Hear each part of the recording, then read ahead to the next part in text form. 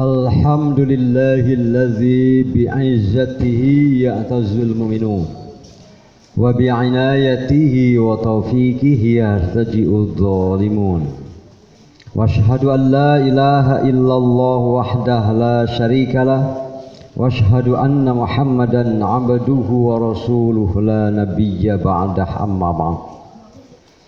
Falaqad anzalallahu hadhil ayataini fi kitabihil karim. A'udzu billahi minasy syaithanir rajim. Ya ayyuhallazina amanu la ta'kulu amwalakum bainakum bil batil.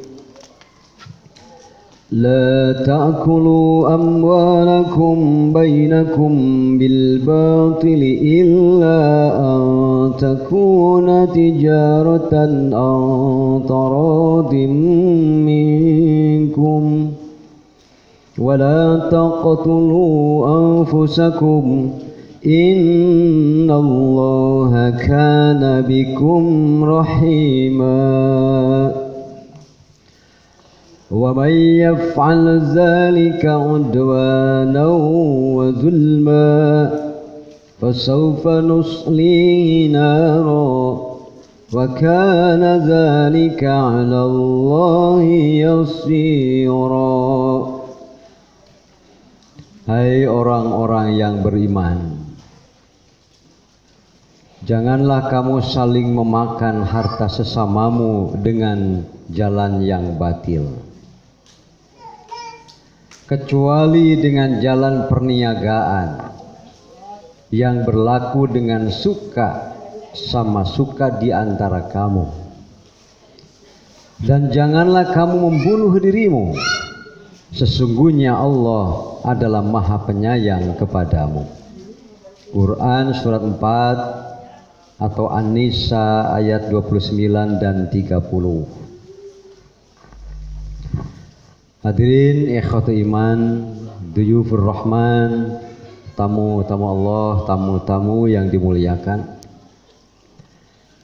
Allah Subhanahu wa taala menetapkan garis yang seringkali kita menyebutnya haddun. Haddun. Haddun mahdud, istilahnya begitu. Jadi haddun, nah mahdud,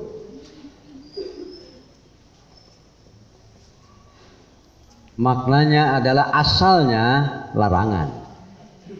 Asalnya larangan untuk menghalangi atau untuk menolak. Asalnya had. Makanya hukum-hukum Allah Subhanahu wa taala sering disebut dengan hudud. Ini zamannya nih. Hudud, tilka hududullah wa may yata'adda hududallah faulaika humul fasiqun. Ada kan? Itulah batas-batas seringkali supaya mudah disebutlah atau dimaknai dengan batas-batas. Itulah batas-batas Allah. Haddun. Asalnya al-haddu adalah nah gitu, al-man'u, untuk menolak. Untuk menolak, menghalangi, bisa jadi sekarang menjadi melarang. Sehingga ketika Allah Subhanahu wa taala menetapkan satu batas, pasti padanya ada perintah, ya kan? Setiap kali ada perintah pasti ada larangan. Sekali lagi nih. Ini kaidah nih.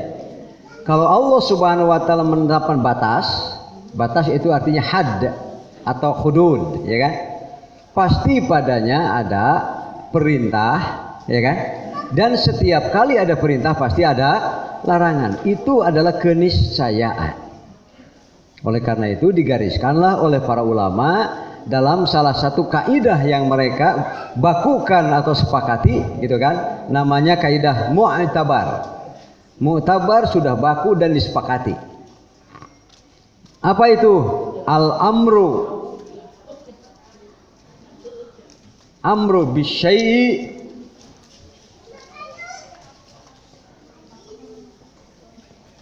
nahyun. Tuh kan. An diddihi. Itu kalau Allah memerintah pasti Allah melarang. Sama dengan kalau Allah melarang pasti Allah juga. Di setiap ada perintah padanya juga ada larangan. Di setiap ada larangan padanya juga ada perintah. Mengapa? Karena sudah saya terangkan surga dan neraka sangat-sangat berdampingan. Tak ubahnya seperti mata uang. Jadi surga dan neraka itu kan seperti mata uang. Uang yang satu dibaliknya, ya kan?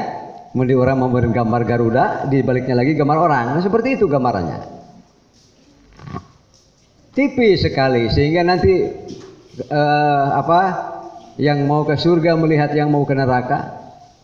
Rombongan neraka pun akan melihat orang-orang yang ke surga. Makanya pada lembaran yang lalu pernah saya sampaikan satu ayat yang ketika orang-orang yang munafik laki-laki, munafik perempuan, mereka berteriak-teriak kepada orang-orang yang beriman, naqtabis min nurikum. Unzuruna, cik atuh cenareret we, gitu kan? Tengoklah kami walau hanya sereret. Apa sereret bahasa Indonesianya? Tengoklah kami walau hanya selintas. Ya kan? Naktabis min nurikum. Lontarilah kami. Satu percik cahaya saja. Betapa gelapnya, gitu kan? Jalan yang kami pijak ini, yang terang itu hanya di ujung, seperti sebuah lorong yang luar biasa. Apa itu? Tasla naron hamiyah. Apa dalam surah Al-Ghasyiyah? Ya, A'udzubillahi minasyaitonirrajim. Bismillahirrahmanirrahim. Hal ataka hadithul ghasyiyah. Pernahkah datang kepadamu satu peristiwa Al-Ghasyiyah? Al-Ghasyiyah asalnya menutupi, meliputi. Kenapa? Betapa gelap gulitanya jalan yang dipijaknya. Wujuhu yauma idzin khasyiyah. Pada hari itu wajah-wajah diselimuti dengan kengerian dan ketakutan yang luar biasa. Kenapa? Amilatun nasibah. Sudah diberi umur kok dianggap enteng. Sudah diberi kesempatan kok disia-siakan. Amilah memang beramal tetapi nasibah seolah-olah ngatur diri. Ya, dengan apa? Dengan kemalasan dan anggap enteng.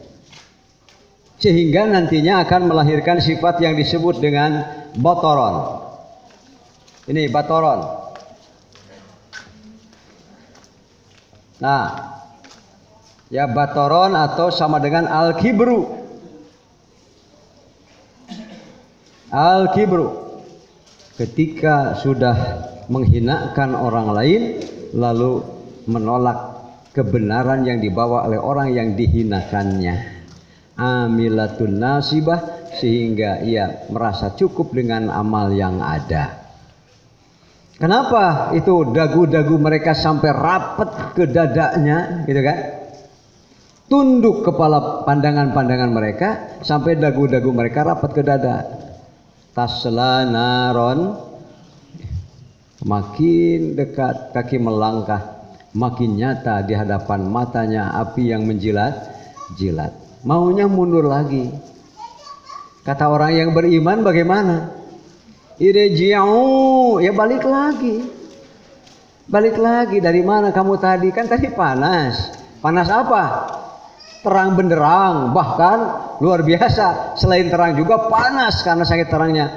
Idza quribas syamsu, mereka pun harus mengalami dulu di satu dataran yang sangat luas ketika matahari didekatkan jaraknya. Kan caang kadenya deui we atunya. Ayo balik lagi ke situ, kan di situ terang benderang ya, siapa mau, kan panas. Begitu lepas dari panas itu mereka harus menyusuri jalan yang gelap.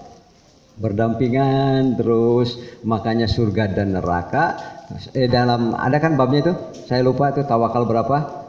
Satu pintu untuk rahmat dan adab. Ada kan judulnya kan? Itu maksudnya, satu pintu untuk rahmat dan adab. Jadi begitu nanti dua rombongan besar ini terus berdampingan.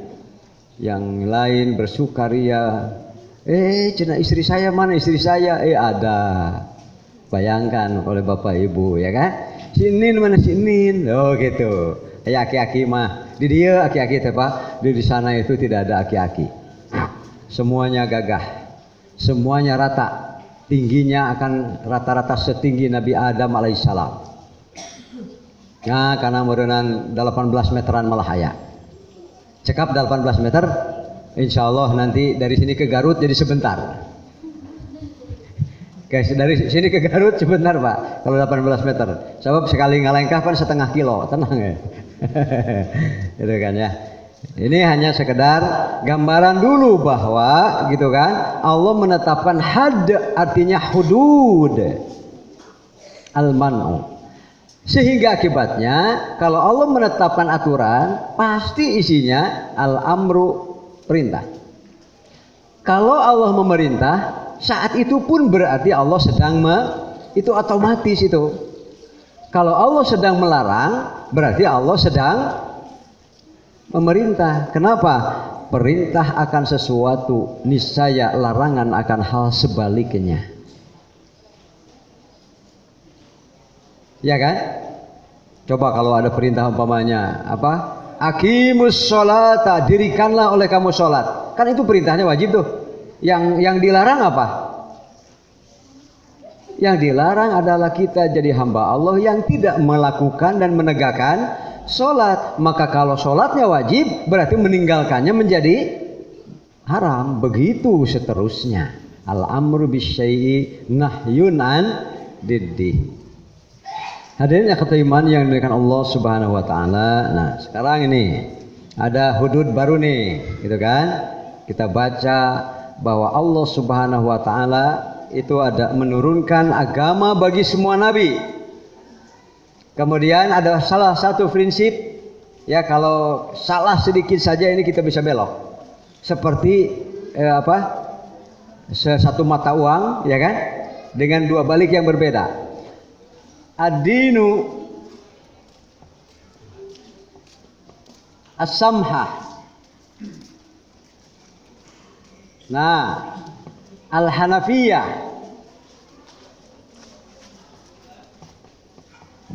Hanafiyah gitu.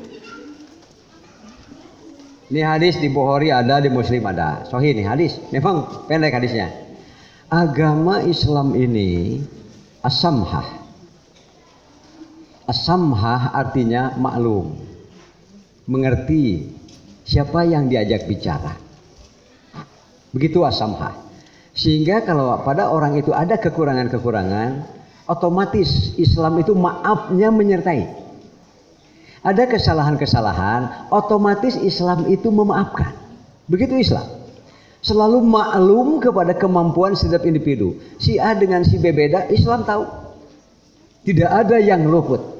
Sehingga bila itu merupakan kekurangan pada dirinya, maka itu pasti Islam memaklumi dan akan memaafkannya.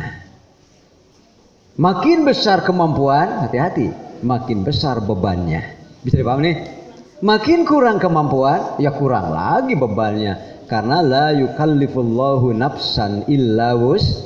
Kan begitu namanya ad-dinu as-samhah. Contoh yang gampang. Sholli qa'iman. Sholatlah sambil berdiri. Bagaimana? Karena sholli ini fi'il amr. Al-aslu fil amri lil wujub, atas perintah, asal setiap perintah hukumnya berarti sholli wajib, qa'iman sambil berdiri. Walhasil kewajiban sholat itu paketnya sambil sehingga disebutlah qiyam atau berdiri dan sholat rukunun min arkanis sholah, rukun dari rukun-rukun karena menyertai sholli qa'iman. Dari sholli wajib hukum sholat, qaiman adalah hal teh keadaan waktu mengerjakan sholat. Jadi ini paket. Walhasil masuklah qiyam atau berdiri dalam melakukan sholat menjadi rukun di antara rukun-rukun salat. Kan ada ruku, ada sujud dan seterusnya. Lalu satu ketika kita sedang hilang kemampuan, maknanya kekurangan pada diri kita saat itu, sehingga tidak mampu sholat sambil berdiri. Gitu kan? Apakah Islam memaksa tetap harus berdiri? Apakah nepika kudu direreyong? Direreyong teh naon bahasa Sundana teh, Pak? Apakah sampai harus dibeyeng-beyeng oleh 3-4 orang itu kan, digandeng, waktu ruku dibantu oleh 3, waktu cengkat bangkit lagi enggak usah. Faqaidan.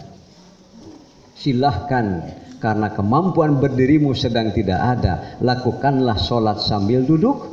Allah mengerti dan tidak akan dikurangi pahalanya. Itu namanya as-sammahah. Tetapi, nah itu dia, as-sammahah ini harus al-hanafiyah. Apa al-hanafiyah?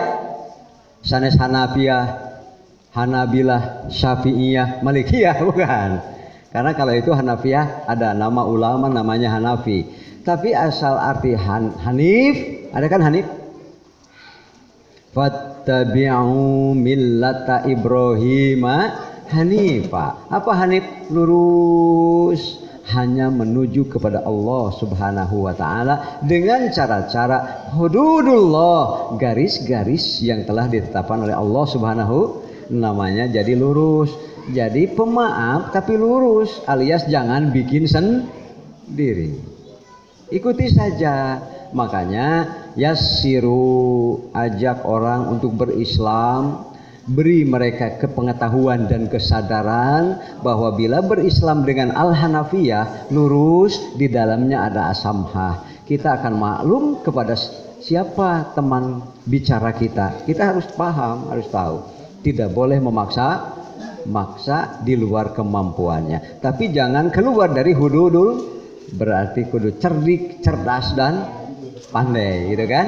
Nah, maka oleh karena itu, nah ini dia, saya lupa pada keberapa ya. Jadi yang namanya Islam itu adalah antakuna, ini rahmat nih. Kan Islam itu rahmatan lil alamin. Ini harus kembali lagi nih, rahmatan lil alamin.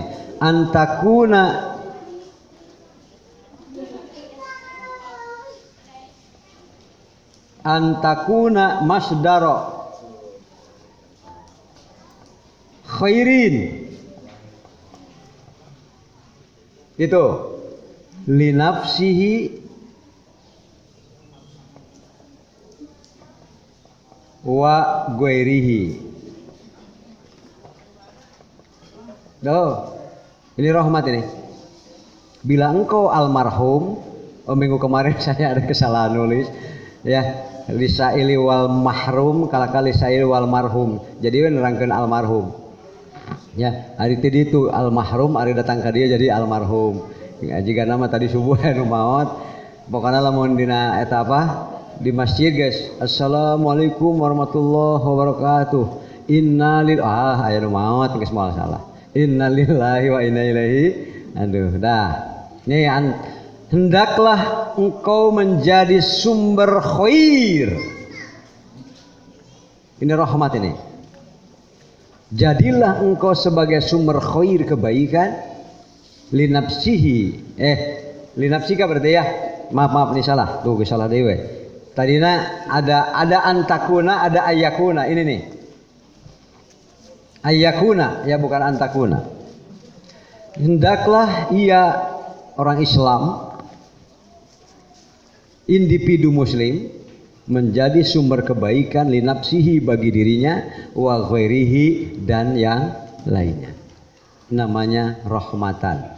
Itulah yang disebut dengan rahmat. Makanya kemarin prinsip yang pertama ketika kita berekonomi, kan ekonomi luas Pak. Saya mau tanya, apakah sedekah termasuk ekonomi? Sedekah ekonomi bukan? Ekonomi. Apakah bab waris ekonomi, Pak? Ekonomi, makanya tidak sempit, artinya hanya ada barang yang diperjualbelikan. Ekonomi itu luas. Kenapa? Karena ekonomi pada intinya adalah perpindahan hak milik melalui cara apapun. Kan hanya ada dua, ada cara yang halal, ada cara yang haram. Maka di antara indikator yang paling kelihatan apabila yang pertama kemarin, kalau sudah saling merugikan atau ada pihak yang pasti ada haram. Pasti tidak islami, Pak. Tinggal nanti kita contoh-contohnya kan. Sekarang yang kedua, saling menguntungkan. Harus saling menguntungkan. Nah, yang kedua. Ya, yang kedua, bagaimana dalam berekonomi kita menjadi sumber kebaikan. Kita menjadi sumber berkah bagi diri kita sendiri dan juga bagi orang lain. Nah, ketika ini menjadi satu kaidah, hendaklah menjadi sumber kebaikan bagi diri dan orang lain, kan pasti sebaliknya dilarang, ya kan? Apa itu? Dan janganlah wala yakunu. Nah, gitu. Dan janganlah menjadi masdaro syarrin, menjadi sumber keburukan, sumber kejahatan linafsihi wa ghairihi, bagi diri dan orang lain. Selalu begitu, seperti mata uang. Jadi kalau kita mempelajari, nah ini yang pertama nih ayatnya dulu nih. Ya ayyuhalladzina amanu, hai orang-orang yang beriman. Hanya orang-orang yang beriman yang dipanggil. Mengapa? Karena mereka adalah kelompok manusia dengan kesadaran bahwa hidupnya itu penuh dengan tuntutan. Kenapa? Karena iman tadi kan. Kembali saja kepada dasar-dasar yang disebut dengan bahwa iman itu adalah tasdikun bil qalbi, mengakui, meyakini dengan hati, ya kan? Iqrarun bil lisan, wa amalun bil arkan atau bil jawarih. Jadi tiga elemen ini tidak boleh kurang salah satu pun dari ketiganya. Karena kalau ketiganya kurang, iman saja tanpa bukti bohong namanya. Amal saja tanpa iman sia-sia namanya. Karena walladzina kafaru a'maluhum kasarobim biqi'ati, itu kan? Yahsabuhu dhama'anu ma'an. Maka orang-orang yang tidak beriman, mereka baik. Saya lihat di televisi, saya tertarik. Kok ada orang ya seperti itu, agamanya non muslim, tetapi ia suka untuk aktif di daerah-daerah terpencil, membikinkan jembatan gantung, Pak. Terus merekrut orang-orang, anak-anak yang terlantar. Kemudian dibikinkan musola, Pak. Rajin eta nyeunan musola ke orang Islam sarolat gitu kan. Tapi dia sendiri tidak beragama Islam. Waduh, kalau saya mengatakan kasarobim biki atiz doma, yahsabuhu domanu, itu seperti apa kalau di kita istilah fata morgana. Fata morgana, ia melihat air ketika dikejar ternyata bukan air. Ia haus sekali akan kebaikan, akan pahala dan sebagainya, tapi ketika dikejar tidak ada. Mengapa? Karena orang-orang yang tidak dilandasi dengan keimanan, sesungguhnya amal-amal mereka itu bagaikan fata morgana, tidak ada airnya sama sekali, tidak ada pahala bagi dirinya sama sekali. Manfaatnya ada bagi orang lain, tapi tidak ada bagi dirinya. Hei orang-orang yang beriman, la ta'kulu, janganlah kalian memakan amwalakum, harta-harta di antara kalian. Ini maksudnya apa? Adalah yang disebut perpindahan hak milik. Kan kuncinya di situ, Pak. Jadi ekonomi ternyata adalah perpindahan hak milik. Ada cara yang haram, ada cara yang halal. Ketika terjadi perpindahan ekonomi, perpindahan hak milik, ya kan, dari keduniaan dan kehartaan ini, maka niscaya saat itu sedang terjadi ekonomi. Itu yang makanya ada kemarin kita bagi, ada yang barang yang diperjualbelikan, ada juga yang barangnya tidak ada tapi jasanya saja, Saya sering mengingatkan kepada orang-orang yang memiliki perusahaan yang di dalamnya meniscaya berputar dua cara tadi, gitu kan? Saya kan tidak jual barang, gitu umpamanya, karena saya pemilik hotel. Ya silakan saja, artinya kasur disewakan, bantal disewakan, setelah pulang kan kasurnya tidak dibawa. Tetapi benarkah hanya itu, gitu kan? Ternyata dia buka galeri, ya kan?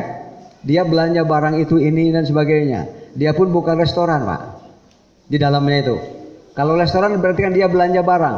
Barang itu ada yang dijual langsung begitu saja setelah dibeli, atau ada yang diolah dulu dari beberapa bahan sehingga menjadi satu bahan, umpamanya makanan.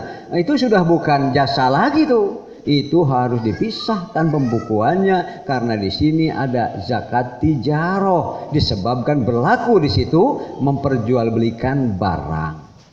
Kan harus dipisah.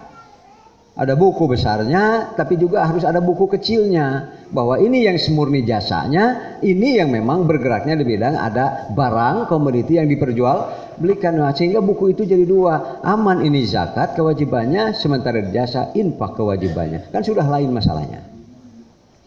Itu ya. Lu kata tukang ngaput gitu kan. Di sini ada tukang ngaput Taylor. Nah, gitu. Tukang ngaput Taylor kan ada. Aduh. Hadirin maaf ya, ini agak nanti sebenarnya teh cek bahasa Sunda mah ngosom agak flu, baru sebentar, baru seminggu. Jadi kebetulan suara ada ngirung ya. Bahasa Indonesianya apa Pak? Ngirung? Sengau ya, kurang lebih sengau. Aduh, sugan teh hari Ustad mah mau sakitnya sehat padahal mah ternyata Ustad juga manusia. Iya. Tapi saya ada ingat teman saya bercerita, jadi ingat karena sengau ya. Flu-nya berat sehingga suaranya sengau. Tapi sebagai polisi yang berintegritas gitu kan, integritas, dia tetap melaksanakan tugasnya walaupun hujan rintik-rintik. Wah, tetap Pak sebagai polisi lalu lintas. Rupanya ada angkot yang melanggar. Kan di situ ada P. P itu dilarang apa ya? Dilarang parkir, dilarang berhenti tuh. P yang digaris itu Pak. Tambah polisi, dasar supir angkot gimana ini, dihampirilah oleh polisi. Lalu kata si polisi yang sedang flu, saya berat, kamu katanya melanggar. Ayo mana him. Mana STNK gitu. Jadi ternyata SIM tidak bawa, STNK tidak bawa, sudah berhenti di bawah. Tadi teh dilarang parkir, dilarang berhenti. Lalu si supir itu dengan kaget mengatakan, "Anuh, nama nong nilang ini mah," gitu gitu. Kata polisi, "Kamu menghina saya," katanya. "Mohon asli, ini mah asli," gitu. Ternyata dia juga flu berat, tapi polisi tidak percaya. Polisi harus, kalau Anda jadi polisi, jadilah orang yang tidak terlalu mudah percaya. Kalau polisi terlalu mudah percaya, gagal. Tong jadi polisi. Gitu ya. Biasanya jika orang-orang berita ieu percaya, pan kitu urang mah icukna robah deui, gitu gampang. Jadi sederhana. Kemudian akhirnya si polisi sambil marah-marah karena sekarang ditambah penghinaan terhadap aparat. Aduh, mah nyen abdi diger macan mana kieu acat, sudah dipegat, akhirnya dibawa, ditilang, nangis dia. Kemudian ada kasih tanggal kan? Tanggal sidang, Pak. Lalu kata si itu, "Pak, jangan ditilang, sudah saja ada berapa ini," katanya, "boleh 50.000. Saya polisi bersih, tidak bisa. Saya tidak bisa terima sogokan." Akhirnya disidang. Pada waktunya ternyata polisi ikut, Pak. Karena ini ditambah dengan penghinaan terhadap aparat. Polisi yang sedang flu berat dihina. Padahal orang ini benar-benar flu juga. Begitu sidang, datang hakim. Tok. Hinang di muka, efek sarua deh Pak. Mata koge ulah sok sudon, periksa dulu apa benar dia itu menghina atau maksudnya ternyata sama-sama kurang sehat. Makanya hinang di muka, gering salah sehat. Polisi nu ditilang jeung hakim gitu. Tapi keputusannya Anda harus bayar gitu. Aduh sengau tah, flu Pak lah. La ta'kulu amwalakum, janganlah kalian memakan bainakum di antara kamu, harta-harta di antara kamu, bil batil. Kan larangannya cuma satu, bil batil. Kalau ayat yang sebelumnya, watudlu biha ilal hukam, karena kalian cerdik, karena kalian pandai, karena kalian berpendidikan, lalu kalian atur sedemikian rupa berbagai macam kelicikan, lalu berperkara apakah ke pengadilan dan sebagainya, wah selalu menang, ya kan?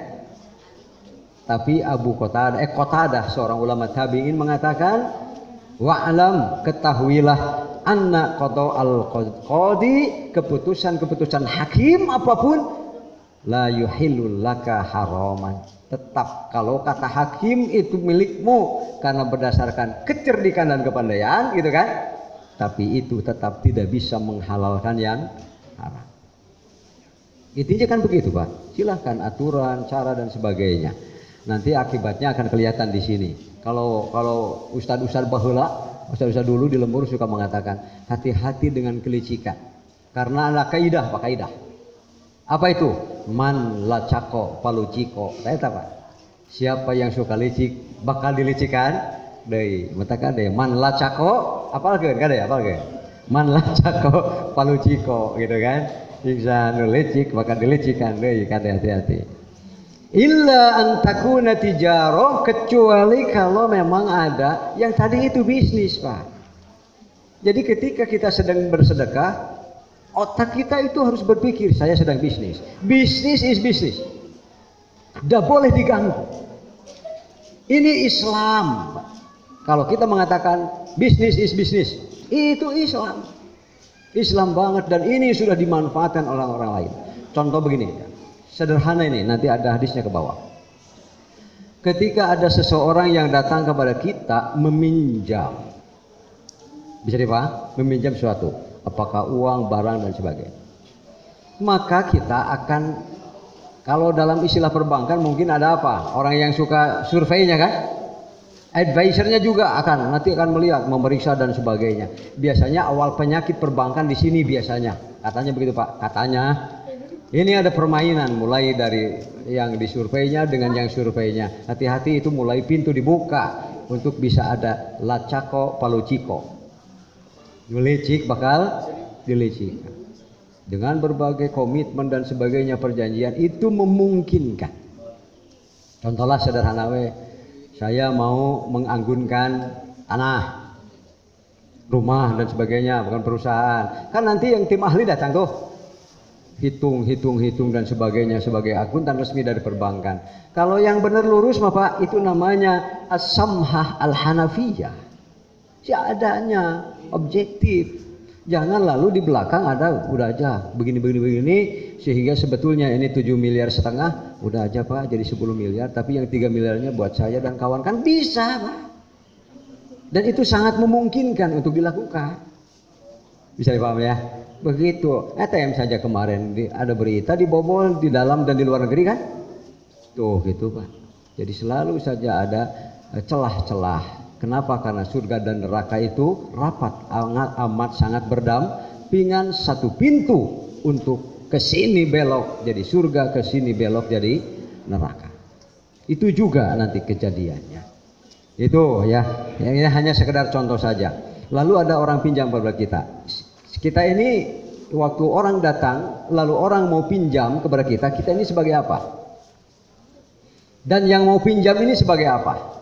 Ya kan? Ini tolong diperhatikan. Ad-dinu as-sammah al-hanafiyah. Ini adalah bisnis is bisnis. Jangan dianggap sedekah itu bukan bisnis. Ketika ibu bapak bersedekah karena tertipu, itu rugi, Pak. Bisa dipaham kan? Datang satu proposal tapi kita paham juga enggak, tapi kita keluarkan padahal tidak sebenarnya seperti apa yang dalam proposal, kan itu bisnis, Pak. Bisnis bukan? Berarti kita rugi. Berarti harus ada kehati-hatian, harus ada ilmu. Datang orang pinjam, sebut saja saya sebagai pribadi. Maka kalau orang datang kepada saya tanya dulu, Anda pinjam ini buat berusaha, jadi modal atau apa? Bisa dipaham kan? Oh iya, Pak, buat jadi modal. Mari kita bicara bisnis, ya kan? Kenapa? Kalau namanya pinjam untuk modal itu ada perhitungannya. Kamu akan ada untung. Jadi paham kan? Berarti saya pun harus dapat untung. Karena prinsip Islam adalah yang paling tinggi adalah saling menguntung. Temenang, cek bahasa Sunda bahasa kolot, ngeunah ehen, teu ngeunah eon. Nah, bahasa Indonesianya Pak? Sok bahasa Indonesia kan? Ngeunah ehen, teu ngeunah eon. Gitu. Maksudnya enak sendiri, dirinya saja enak, yang lain tidak diperhatikan. Maka ketika dalam pinjam meminjam ini hanya memperhatikan keselamatan dan keuntungan sendiri, yang lain diabaikan, itu riba namanya. Kalau saling menguntungkan tidak bisa jadi riba, apapun namanya, itu adalah jenis mudorobah. Asal saling menguntungkan. Makanya bank sekarang apakah sudah saling menguntungkan atau tidak peduli ketika orang rugi, bisa dipahamkan? Itu kuncinya ada di apa itu tadi? Yang survei tadi kan? Yang survei kelayakan, lalu yang memberi advice-nya. Di situ kuncinya. Yang kedua datang. Saya ada keperluan untuk ini. Oh, berarti konsumtif. Bisa dipahamkan? Berarti uang ini akan dipakai lalu habis. Kalau begitu caranya, berikan saya jaminan bahwa Anda bisa mengembalikan. Itu Islam, Pak. Islam nanti ada hadisnya satu persatu. Kalau ini mau dikonsumsi dan akan habis, berarti si peminjam harus sanggup memberikan jaminan. Ini baru Islam. Tapi kalau meminjam sesuatu akan habis tanpa memberikan jaminan, ini apa namanya? Ini namanya merampok, Pak. Ngerampok begitu berarti jelema eta pinter. Bisa dipahamkan? Atau sama-sama bodoh itu. Masa orang yang tidak mampu memperlihatkan jaminan keamanan bahwa yang dipinjamnya tidak akan merugikan, kok dikasih juga? Berarti orang teh lain bager gitu Pak. Coba kalau kejadian itu dia ulangi lagi. Kenapa? Karena salah memaknai ayat wa antasaddaqu khairul lakum in kuntum ta'lamun. Kan kalau dalam Islam panadhiratun ila maisarah. Ketika orang yang meminjam dalam kesempitan untuk membayar pada waktu yang dijanjikan, beri kelonggaran. Itu Pak. Tapi kalau ternyata benar-benar dia sudah tidak sanggup, antasaddaqu khairul lakum, udah aja berikan sebagai sedekah, itu lebih baik. Ini pinjam yang mana tidak bisa diterapkan kepada semua jenis. Wah, atuh rusak Islam mual bisa dagang, Pak. Islam mual bisa mukabang. Yang ketiga adalah pinjam yang benar-benar butuh dalam keadaan dia memang orang yang sangat tidak mampu. Itu lain lagi, jangan dibuka pintu pinjaman bagi orang-orang seperti itu. Bukalah keran sedekah namanya. Itu juga bisnis sama. Makanya ada 3 jenis pinjaman, jangan disamakan dan jangan terlalu mudah mengatakan riba, Pak. Pahami dulu ini bentuk pinjamannya apa. Ulah asal nunginjem merelewih riba, nunginjem merelewih riba. Bukan seperti itu. Kalau bunga sudah pasti karena memang istilahnya di kita umumnya bunga, tapi tidak setiap bunga itu termasuk riba. Coba pelajari secara detail dan terarah supaya tidak terlalu mudah menghalalkan yang haram atau mengharamkan yang. Nah, 2 prinsip dasar dulu bahwa ketika berkomitmen tidak boleh ada pihak yang dirugikan, ya kan? Terus berarti harus ngerti kan ya. Kemudian yang kedua, coba bagaimana cari cara yang terbaik yaitu saling menguntung. Ini ayatnya. Gitu Pak, metak umat Islam lamun can boga modal sorangan mah hese. Untuk benar-benar mendirikan bank yang sifatnya syariah. Tidak mudah gitu, tidak mudah, tapi selalu ada jalan. Kemudian illa an takuna tijaratan antaradin minkum, kecuali kalau transaksi ini perpindahan hak milik ini ya terjadi atas akad namanya tijaroh, ya kan?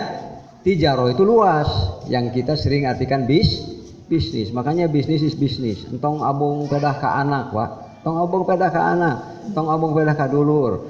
Islam yang mengajarkan bahwa umpamanya idza tadayantum bidainin faktubuhu ila ajalim sama. Bila kalian sudah mulai membuat satu akad umpamanya pinjam meminjam, tulis. Datangkan saksi susun bahasa sedemikian rupa, tulis supaya masing-masing kedua belah pihak bahkan saksi-saksi punya pegangan yang sama. Baru akad itu Islami, karena keuangan syariah adalah keuangan yang paling menjanjikan keamanan.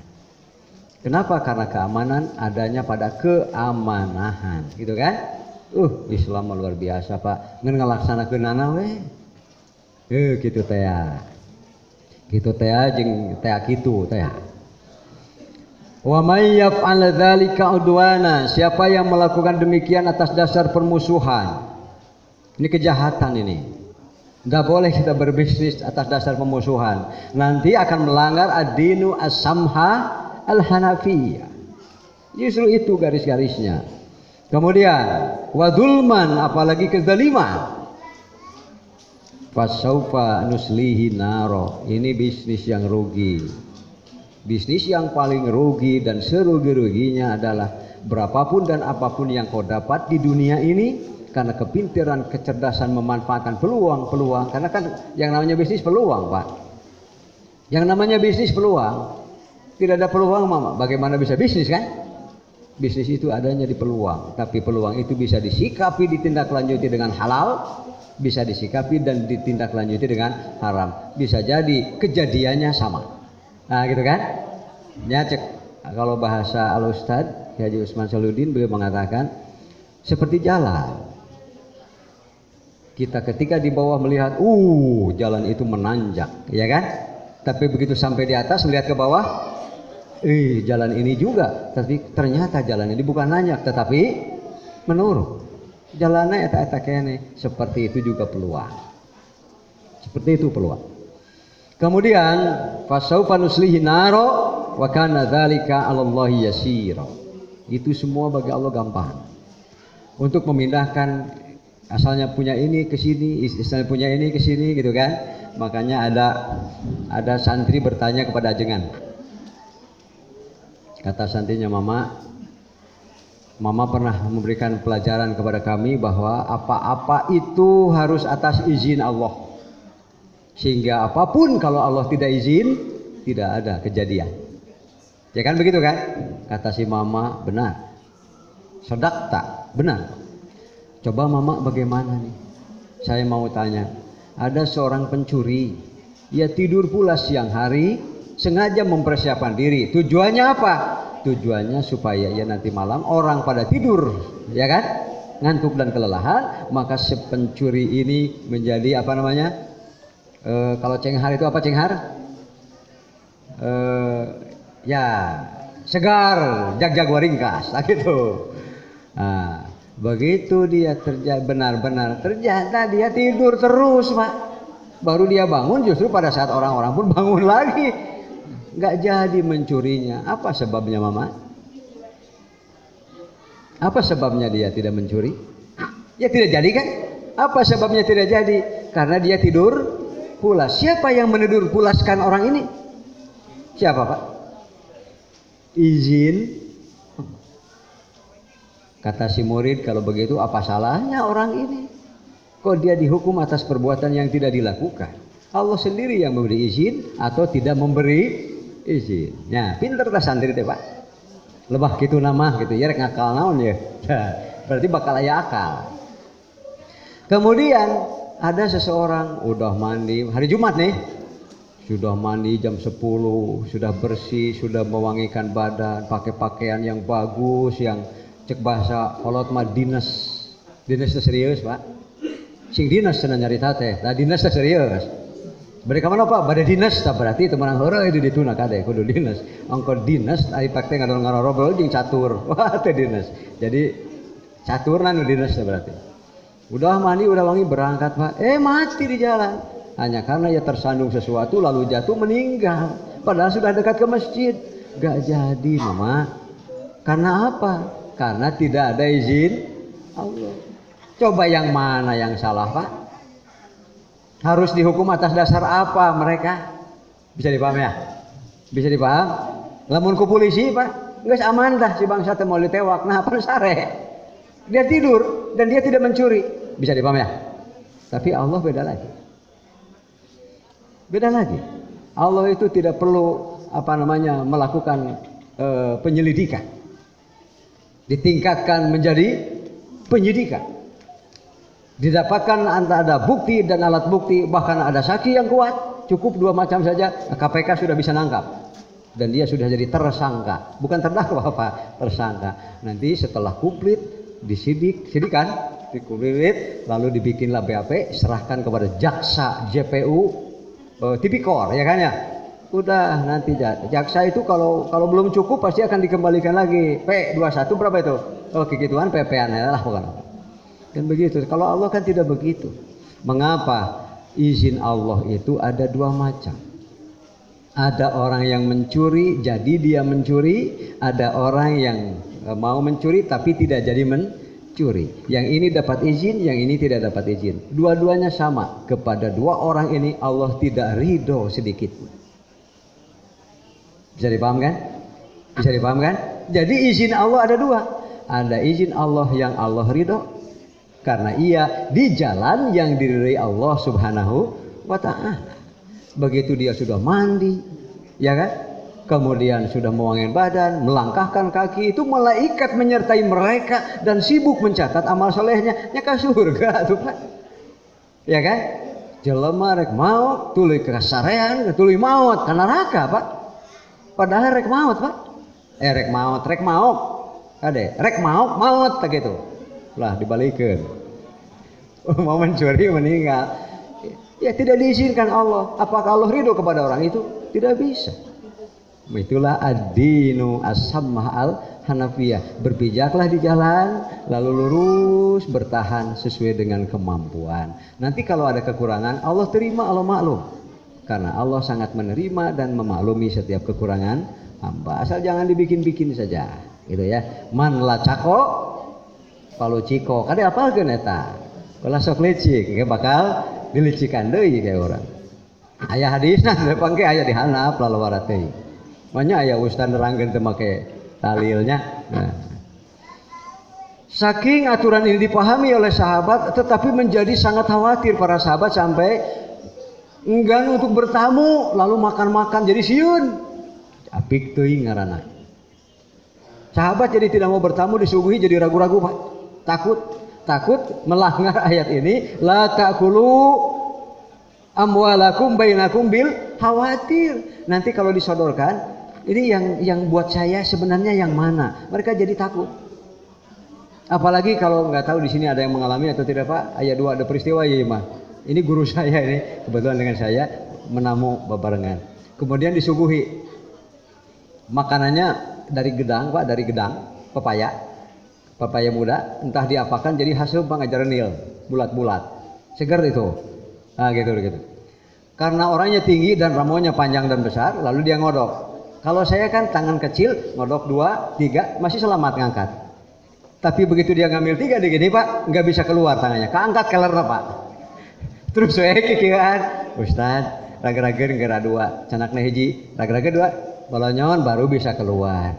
Nah sebabnya mungkin tidak mampu sidik etara mau paranya.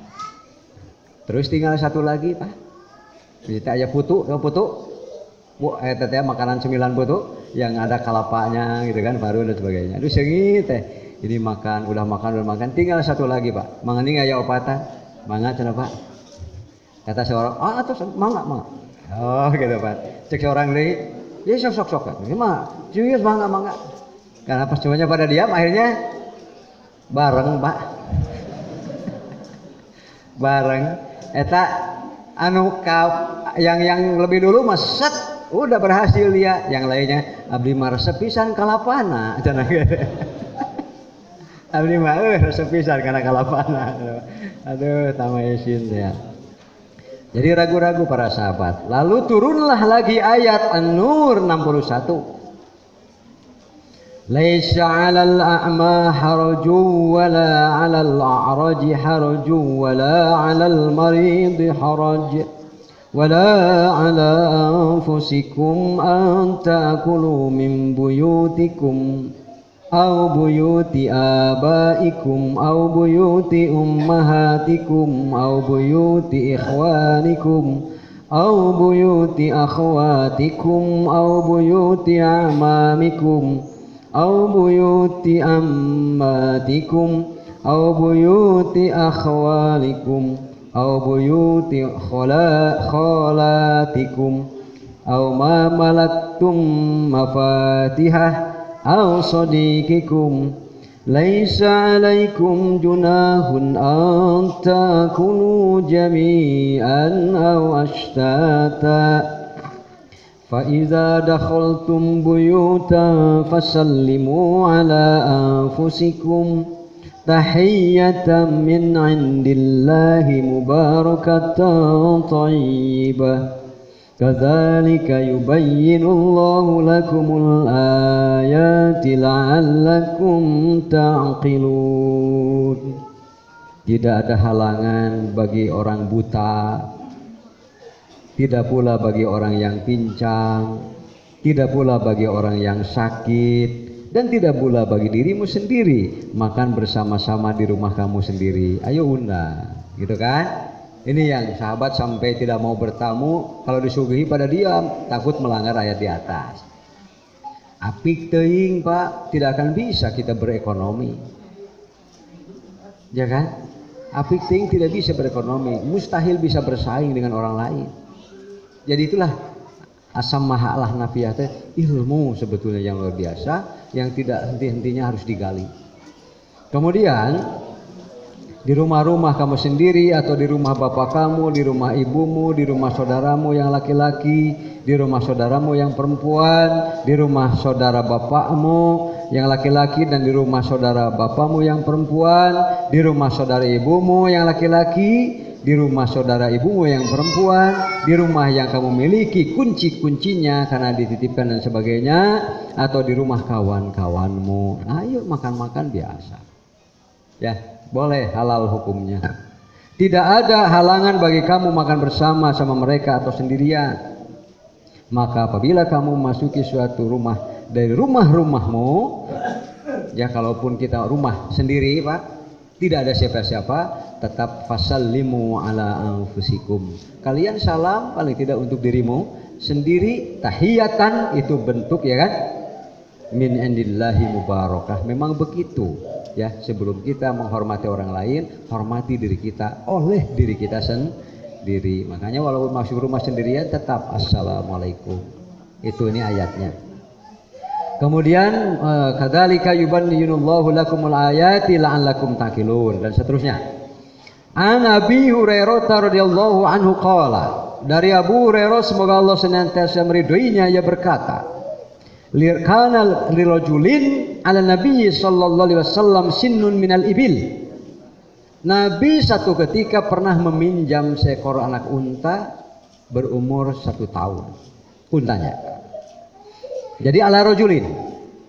Kemudian faja'ahu yataqadahu, orang itu datang kepada Nabi lalu ia menagihnya. Jangan karena yang meminjamnya Nabi lalu orang tidak menagih. Ya jangan Pak. Jangan, itu ajaran yang tidak benar. Harus clear, harus jelas. Ya, paling tidak kalau kita piutang gitu kan, kita datang, ya mengingatkanlah. Itu mengapa kalau tertulis mah lebih clear, Pak. Faqala sallallahu alaihi wasallam, maka Nabi sallallahu alaihi wasallam bersabda, "Untuhu, para sahabat bantu saya. Carikan unta yang sesuai dengan utang saya kepadanya." Para sahabat pun mencarikannya. Fatolabu sinnahu, lalu mereka pun mencari unta yang seukuran atau seumur dengan utang Rasulullah kepada orang tersebut. Falam yajidu lahu, tapi tidak mereka dapati illa sinnan fawqaha, kecuali yang lebih tua lebih besar. Lebih tua lebih besar. Gitu. Faqala, lalu Rasul bersabda, "Utuhu, ini kesempatan kita. Kalau orang sudah berbuat baik kepada kita, maka kita kalau tidak sama baiknya seperti itu, ya justru harus lebih baik kepada orang yang telah mendahului kita dengan kebaikan." Buktinya apa? Buktinya dia memberi pinjaman. Karena pinjaman itu kan intinya kan bantuan, Pak. Dalam secara umum suka disebut dengan modal. Modal untuk apapun lah. Apakah modal yang sifatnya usaha, ada modal yang sifatnya konsumtif, atau ada modal yang artinya betul-betul dia karena kemampuan. Kalau diberikan jadi dia punya modal untuk apa? Ya. Kemudian faqala aufaitani. Iya. Faqala utuhu, berikan. Tunaikan. Faqala aufaitani wa fallahu bika. Kalau ada orang yang bayar utang kepada kita, maka doakan dia. Engkau telah membayarkan utang sesuai kesanggupanmu. Semoga Allah mencukupi apapun keperluanmu. Doakan orang yang mau membayar utang. Kenapa? Karena kebanyakan orang masuk edan eling. Apa edan eling? Waktu nginjem, hebat eling. Tapi waktu bayar edan. Nah gitu unggul, Pak. Ya betul, betul. Mereka itu adalah manusia itu adalah orang yang paling pandai membuat alasan. Ada alasan yang dengan rasa malu, ada alasan yang tidak tahu malu. Hanya dua macam saja. Tapi hati-hati, man lacako paluciko. Eta apalkeun eta. Rumus. Qala Nabi sallallahu alaihi wasallam, maka Nabi sallallahu bersabda, "Inna khiyarakum, sesungguhnya yang terbaik di antara kamu, ahsanukum qada'a." Ketika membayar bahasanya baik, waktunya baik, ya kan? Kan ada waktu yang baik, Pak. Kemudian juga caranya baik, apalagi dengan memberikan tambahan yang membuat orang yang memberikan pinjaman itu berbahagia dan meningkat kepercayaannya. Itu namanya Islam, disebutlah saling menguntung. Yang pinjam untung karena dia sudah dibantu, maka yang meminjamkan pun tolong pikirkan keuntungannya seperti untungnya dia. Jangan sedikit-sedikit riba, hati-hati. Bisa dipahamkan? Hati-hati. Tidak setiap ada kelebihan dari pinjaman langsung masuk ke kotak. Nanti dulu, pelajari dulu. Ada 3 jenis kan? Ada betul-betul untuk usaha, ada untuk konsumtif, ada orang yang karena ketidakmampuan sama sekali. Itu harus kita kotak-kotakan dengan jelas. Ya, nanti yang penting kalau saling menguntungkan pasti tidak ada riba. Itu dulu.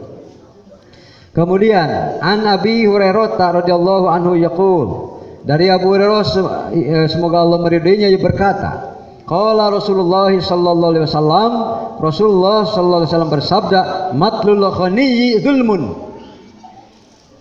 Orang pinjam, dia mampu membayar sesuai dengan kesanggupan, diingkeng-kewe, ya kan?